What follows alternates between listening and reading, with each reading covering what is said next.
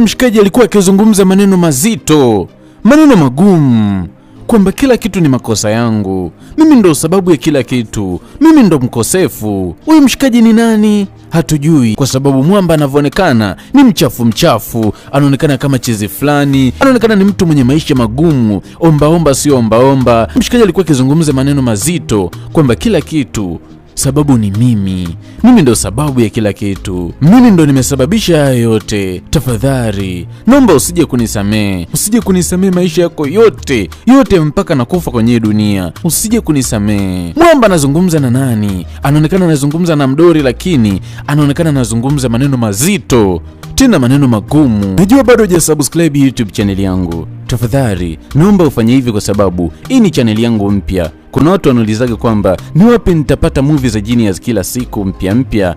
Basi kuanzia leo hapa ndo utakuwa ukipata movie zangu mpya kila itwapo leo. Dudu letu linaibukia hapa. Kuna huyu madha alikuwa ametimba hapa sokoni. Alitimba kwa sababu ya kuja kununua chochote kitu, kwa alikuwa akihudumia. Lakini muda si mrefu kuna binti akatimba, akawa naomba msaada. Naomba unisaidie chochote tafadhali. Jichonge hapa. Wewe mshenzi nini? Madha alimtukana yule mtoto, lakini yule mtoto alikimbia, alitoka mbio, lakini kama kaondoka na pochi hivi. Huyu madha aliendelea kuhudumiwa. Baada ya kuweza kuhudumiwa akawa anaangalia sasa aweze kulipa. Kuangalia anakuta pochi yake hamna. Pochi yangu iko wapi? Pochi yako? Ndio, pochi yangu ilikuwa hapa.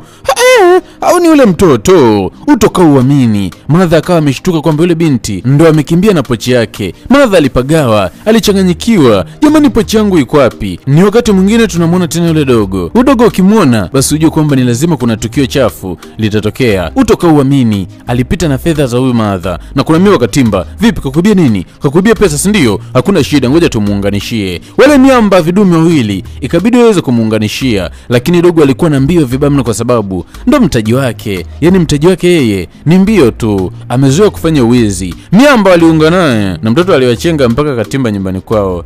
Oh dadi, utoka uamini. Yule mshikaji kumbe ndo babake na huyu mtoto. Jamani, mtoto huyu anatafuta pesa kwa sababu ya kumhudumia babake. Anatafuta chochote kitu ili mradi waweze kula yeye pamoja na babake. Maana babake kidogo ni mtu ambaye anaonekana amekata tamaa kweli. Ni mtu ambaye amegive up. Huyu mshikaji alikuwa ni tajiri mkubwa, alikuwa ni bonge la bilionea, lakini mwisho wa siku kafirisika, na ndo sababu ambayo imemfanya mshikaji ameweza kuathirika kisaikolojia. Lakini muda si mrefu miamba wakatimba. Wewe mshenzi mpumbavu, tulikuambia kaa mbali na soko letu, lakini usikie, si ndio? Jamani, msiniingilie kwenye michongo yangu, kani mbali na mimi. Unatujibisha hivyo, si ndio? Au kwa sababu wewe ni kitoto unahisi kama vile tutakuonea huruma? Leta pesa hizo. Wakawa wanamnyang'anya zile pesa ambazo yule mtoto mdogo alikuwa ameiba, na alikuwa akihitaji kuweza kumpiga mshikaji alimdaka. Usimguse mwanangu. Lakini miamba walikuwa wakimtembezea mshikaji mtimbo, kwa sababu mwamba alikuwa ni mdhaifu mbaya mbovu. Dogo alikuwa akiingilia na kuambia, tokeni nje, jichengeni. Sikieni kuambia kitu kimoja, ukijaribu siku nyingine kuja sokoni kwetu tutakukili. Toka nje, jichengeni. Mwache babangu pumbavu. Toka mshenzi. Mtoto ni mdogo lakini ni mjasiri kweli huyu. Vibinti ambao vinatokea familia ya kimaskini waga na vijasiri kweli. Na sio vibinti tu, mpaka sisi vijana ambao tunatokea familia ya chini waga tunakuwa majasiri kweli. Basi binti alikuwa kimwaga babake aende katafuta chochote kitu. Baba akamwambia hapana, usiende. Hamna baba, kuwa na amani, mimi niko salama kabisa, be free. Mdingi kuna namna anamuonea huruma mtoto wake. Eti mtoto wake ndo anaenda sokoni kwenda kumtafutia chochote kitu. Inafikia hatua mtoto wake mpaka anakuwa mwizi, anaiba ili mradi babake aweze kula.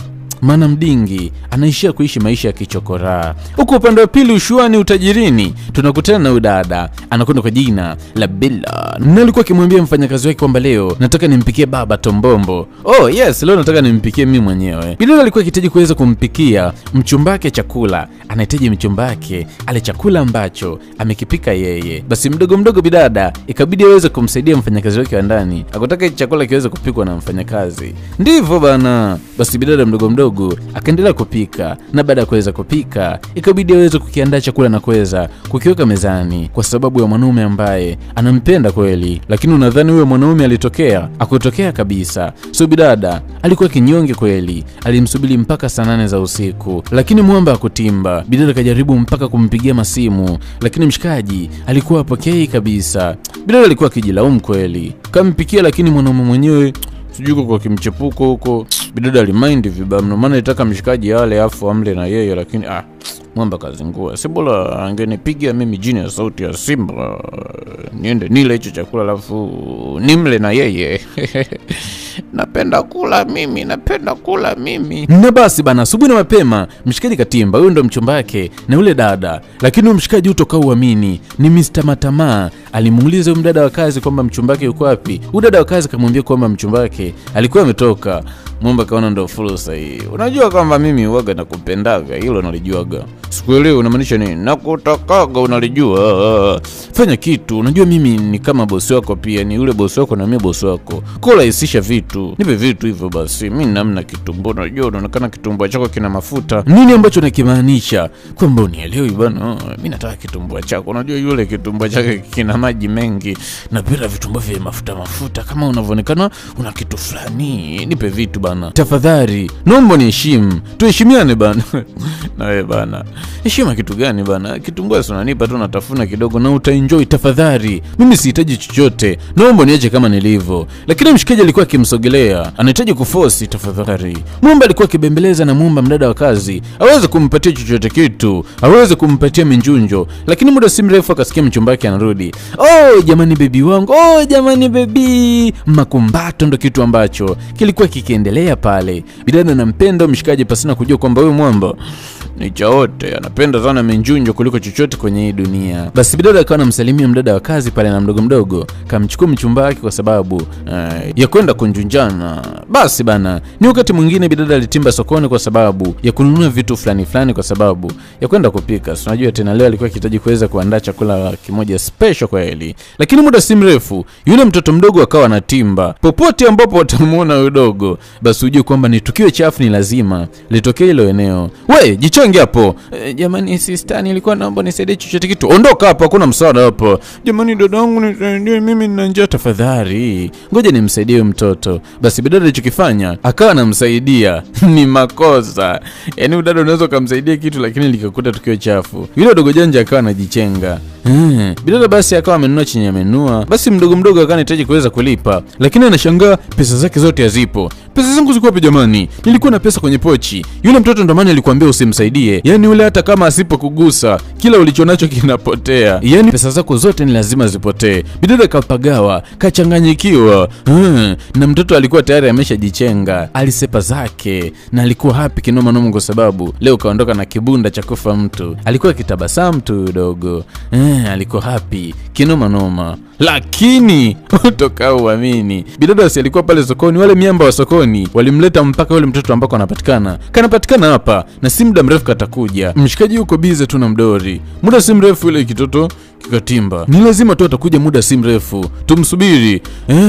Mnafanya nini nyumbani kwangu? Nini ambacho mnafanya hapa? Hujaacha tu wizi, si ndio? Sisi tulikukataza kuja sokoni kwetu. Usikii? Tafadhali, naomba umsaidie mdada pesa zake. Sina pesa za mtu mimi. Hamna mtu nimemuibia. Kuna mtu nimemuibia. Wewe ni mwizi. Hakuna mwizi mwingine kwenye lile soko zaidi yako. Na alikusaidia, tafadhalini. Naombeni mniache kama nilivyo. Mimi sijamuibia yoyote. Kama kuna mwenye ushahidi aonyeshe. Mmekuja nyumbani kwangu alafu mnaanza kuniletea ubabe, au kwa sababu mimi ni maskini ndo maana mnanionea? Sio kwa sababu ni maskini, ni kwa sababu wewe ni mwizi.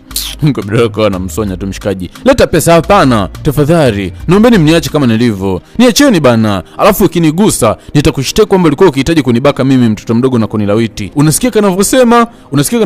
Ndio, niacheni, ondokeni bana. Mbona shobo tuna nyumba za watu? Wewe kitoto ni kiizi na tulikukataza kuja sokoni. Mwamba alikuwa ni mkali vibaya mno. Alikuwa akihitaji mtoto mdogo aweze kuadhibiwa na aweze kunyang'anywa pesa ambazo alikuwa ameiba. Lakini bidada Bella ikabidi aweze kujichenga kwa sababu hakuhitaji kuweza kusumbuana na hii familia, maana aligundua ni familia maskini kweli. Na alijikuta amemwonea huruma kweli. Yule mtoto ni mtoto mdogo lakini anaishi maisha magumu, maisha mazito.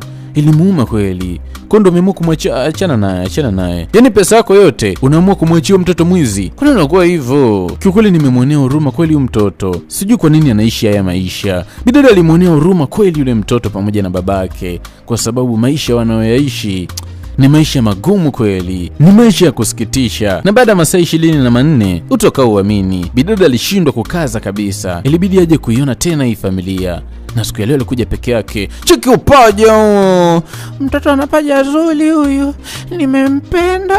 nimempenda. Usishtuke tafadhali kakaangu, nimekuja hapa kuwaona na kuwasalimia. Vipi, unaitwa nani? Lakini mshikaji alikuwa hahitaji kabisa kusogelewa na udada. Tafadhali, mimi sio mtu mbaya, ni mtu mzuri. Vipi, mwanao yuko wapi? Muda si mrefu yule mtoto mdogo si akatimba, na wapendagi wageni nyumbani kwao hata kidogo. Nini ambacho unakifanya hapa?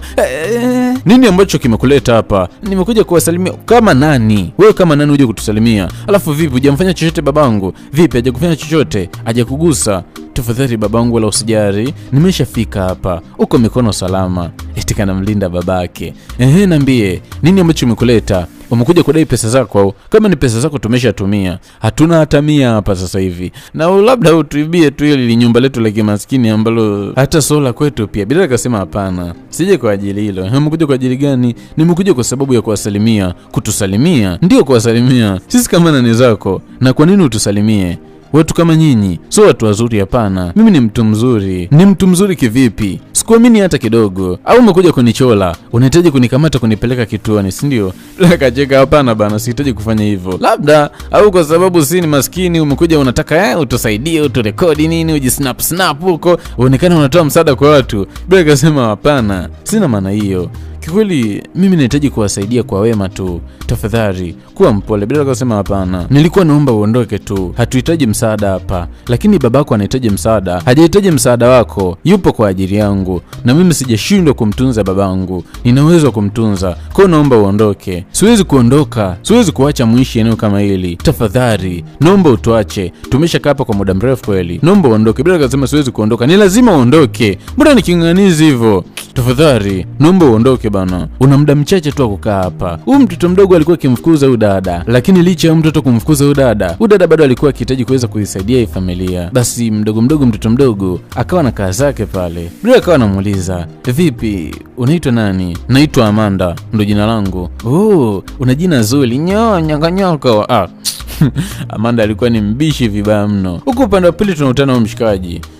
Mchumba wake na yule dada ambaye anaitwa Bella. Na mshikaji anakwenda kwa jina la Nonso. Kama kawaida, anajilamba tu midomo.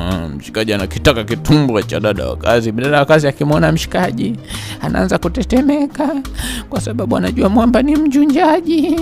Anapenda vitumbua. Na anakitaka kitumbua chake. Unaonekana tu nimekuzumu, unaonekana kitumbua chako kina ufuta hicho. Mshikaji kaanza kumgusa. "Tafadhali usiniguse." Alafu dada akawa anajichenga.